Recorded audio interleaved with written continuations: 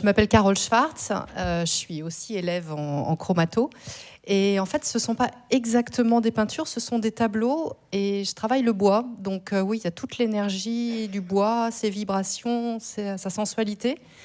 Et je travaille, voilà, ce sont des photos de certains de mes tableaux. Puis Michel m'a demandé d'en amener en vrai. Donc j'ai amené 2 tableaux. Alors, je ne sais pas comment les mettre. Est-ce qu'on les met Je vais faire le bout.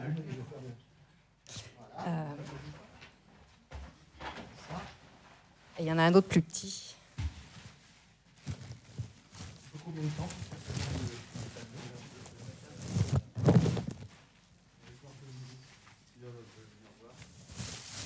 Ouais, si vous voulez venir voir de près, parce que c'est quand même plus sympa. On peut toucher si on ne vient pas de manger des petits gâteaux ou des choses comme ça. Mais voilà. C'est ça ? Ouais. Donc, il n'y a pas de peinture du tout. Je travaille du bois de plaquage. Donc, c'est des feuilles de bois qui sont très, très minces. Je viens de l'univers de la marqueterie, mais c'est plus tout à fait de la marqueterie. Et je travaille sur des écrasements, en fait. Je vais travailler en couches successives. Et mon travail du bois rejoint un peu celui des laqueurs, dans la mesure où je travaille le bois comme les laqueurs travaillent la laque. Alors je vais coller une première couche de plaquage sur un fond qui est un support neutre, c'est souvent du MDF. Et puis ensuite, avec de la colle qui est translucide en séchant, la colle blanche, la vinylique que tout le monde connaît, la colle blanche à bois, je vais coller une autre essence de bois que j'écrase dans des presses d'ébénistes très, très, très, très, très fort. Et il va y avoir une réaction de veine à veine. Le bois, ce n'est pas un matériau homogène. Il y a des veines dures et il y a des veines tendres. Et on a certaines veines qui en rencontrent d'autres. Et on a parfois les veines dures d'un bois tendre qui vont écraser les veines tendres d'un bois dur. Et cette réaction est locale. Et on a vraiment des mélanges de textures ici. Et donc, il arrive aussi que j'utilise des bois qui ont été teintés dans la masse, de la même manière que j'ai rarement vu de moutons verts dans les prés. On leur pique d'abord la laine, on la file, et puis on la teinte, et puis après on la tricote. Et ben, c'est la même chose pour le plaquage. Il est débité en planches ou en feuilles très très fines, et il peut être plongé dans des bains de teinture et coloré dans toute la profondeur. Ce qui fait que quand je vais le travailler, à l'intérieur de sa structure, la cellulose a pris la teinte et il est coloré de façon partout pareil. Homogène, je ne sais pas, mais en tout cas, partout il a la même teinte, mais on voit quand même les caractéristiques de la fibre de chacune des essences. Et je joue beaucoup avec les veinages des bois. Donc, vous savez tous qu'une noix, c'est pas la même chose qu'une pomme ni qu'une cerise. Et le bois du cerisier ou le bois du pommier ou le bois du noyer n'est évidemment pas le même non plus. Et c'est donc avec tous ces matériaux, toutes ces rencontres, et il y a un dialogue qui s'effectue entre ces différentes fibres. Alors juste au moment du pressage, il se passe rien au-dessus, on voit rien. Donc je travaille au racloir, je travaille à la main. Et au racloir, je vais enlever des copeaux, je vais enlever de la matière et je vais venir pour révéler la transparence qui existe entre les bois. Donc à travers les fibres de celui du dessus, on va apercevoir celui du dessous. Et à chaque coup de racloir supplémentaire, on va apercevoir un peu plus celui du dessous, quitte à effacer complètement celui du dessus. Et la difficulté, là, c'est toujours de savoir jusqu'où on peut aller trop loin.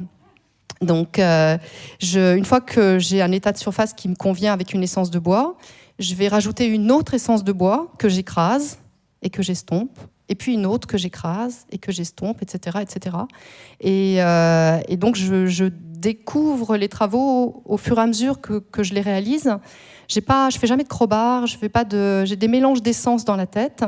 Et un peu comme quand on fait la cuisine, y a des moments où je me dis ce fond de sauce me plaît, mais finalement j'ai envie d'utiliser d'autres épices ou rajouter un petit peu quelque chose, donc il m'arrive de changer. Ou bien des fois je me dis il faut un liant, donc je rajoute quelque chose qui va permettre de mieux créer une synergie qui soit plus agréable au niveau du résultat final. Et puis d'autres fois, je rajoute un petit peu de peps pour pouvoir un petit peu pimenter le truc. Et donc, je découvre les tableaux au fur et à mesure qu'ils se font sous mes doigts, en fait. Et c'est la phase du vernis en finale. Donc je mets des vernis mat, ça se voit pas trop, mais ça protège. Ça protège à la fois physiquement, s'il y avait des éclaboussures ou des choses comme ça.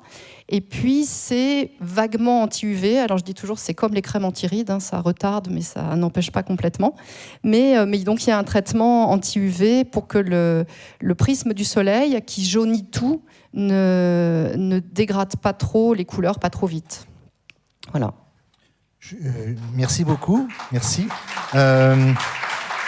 Juste 2-3 questions. Je ne me rappelle plus votre nom, c'est Carole Schwartz. Alors c'est compliqué, ça s'écrit. Enfin, je peux vous donner des cartes si vous voulez. Ça s'écrit SZWRC, donc c'est. Et oui, vous êtes de quelle région? Je suis sur Paris. Ah, d'accord. Ouais. Alors moi j'ai une question technique. Quand vous commencez un tableau, vous le finissez ou alors vous le faites, vous arrêtez, vous reprenez le lendemain Alors oui, c'est très long. Vous m'avez demandé au tout début combien de temps je mettais pour faire un tableau. En fait, au moment où je colle mon bois, il y a minimum 1 heure de serrage. Mais dans certains cas, il peut y avoir 4 heures. Parce que à certains endroits, ici notamment, il m'arrive de faire des gravures avant de recoller un plaquage. Et si mon panneau est collé à plat, dans l'endroit où je fais des gravures qui sont très très peu profondes, le plaquage va épouser les sinuosités des gravures. Et si je racle de façon homogène, j'efface pratiquement tout ce qui est à l'extérieur de la gravure. Et la gravure ici apparaît plus nettement. Et donc dans ces cas-là, je mets 4 heures de serrage. Ce qui fait que, pour que le plaquage colle bien dans le fond des rainures que j'ai faites. Et donc, en général, je fais plusieurs tableaux du même format en même temps. Comme ça, mes châssis sont réglés. C'est des châssis à main, je serre progressivement à la main. Et donc, pendant qu'il y en a un qui est serré, je vais travailler sur un autre. Et je mets des heures à racler, voire des jours. Ça dépend. C'est une technique qui est très, très, très lente. C'est pour ça que je pense aussi aux travaux des laqueurs, parce que c'est très, très long. Les laqueurs poncent pendant des heures et des jours.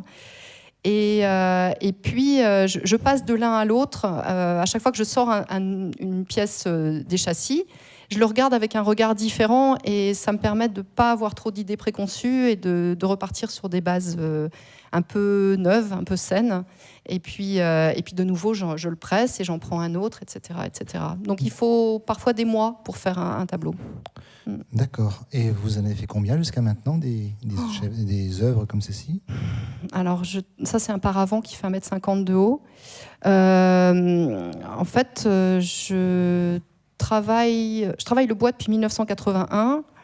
Et dans cette technique-là, depuis 89. Donc j'en ai fait, je sais pas, 150. Enfin, je sais pas exactement. Enfin, je mets pas des numéros en fait. Et vous les vendez?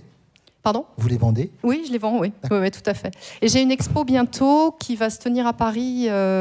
Ça va être en ligne sur mon site. Si vous voulez, je vous donnerai des cartes, comme ça vous trouverez sur mon site. Mais donc ça va être juste un petit salon qui va être 3 jours. Du 15 au 17 octobre, et ce sera à Paris, dans le 3e arrondissement, 14 rue Chapon. Alors donnez-nous votre site. Alors mon site, c'est carolschwartz.net, mais justement, vu l'orthographe, c'est peut-être aussi bien que je vous donne des cartes, ça vous évitera... J'ai une question, François, là-bas, si tu veux. Très technique, combien d'essence vous utilisez de bois et quelle est l'épaisseur des planches que vous utilisez? Alors la question, c'est combien d'essence j'utilise et combien d'essence de bois j'utilise et quelle est l'épaisseur des planches de bois que j'utilise. Alors au niveau des essences, je ne sais pas exactement. 200, 300, je ne sais pas, j'en ai vraiment beaucoup. En plus, si on prend le noyer, on appelle ça des feuilles de plaquage. Hein. Une feuille de noyer, ça ne va pas du tout être le même suivant l'endroit où il a poussé, suivant la nature du sol, suivant le vent, suivant l'ensoleillement, tout ça, ça va changer. Et puis un arbre, en fait, son veinage raconte toute sa vie. Si vous prenez un arbre dans une forêt, il va chercher la lumière tout là-haut, donc il est très très très droit, il pousse en hauteur et il va chercher le plus haut possible, donc il est très très vertical et les premières branches vont apparaître au bout d'une certaine hauteur par rapport au tronc. Et vous mettez un pommier au niveau d'un champ, Il s'étale. Donc, au niveau de la planche de bois, quand on coupe, les nœuds vont pas être au même endroit. Et donc, chaque arbre est différent, chaque veinage raconte une histoire.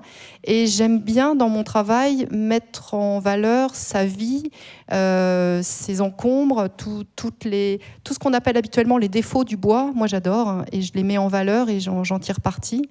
Donc, pour la première question, au niveau des essences, j'ai plein d'essences, mais en plus, j'ai plein de morceaux différents d'une même essence donnée.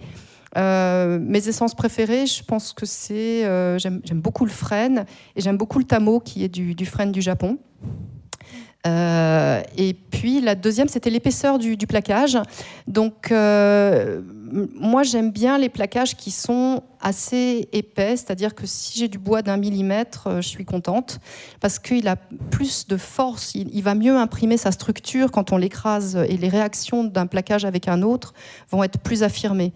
Maintenant, on a du plaquage qui est de plus en plus fin, on trouve du plaquage de 6/10, des x7 et du x4, donc j'ai plein de vieux plaquages, et puis quand je peux, j'essaie d'acheter des plaquages le plus épais possible, justement pour qu'ils impriment leur matière et leur caractère.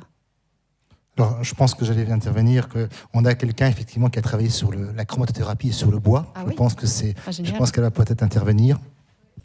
Voilà. À ce sujet, j'avais une petite question parce que comme c'est un élément vivant, et je voulais savoir si vous aviez essayé d'éclairer le bois avant de le travailler.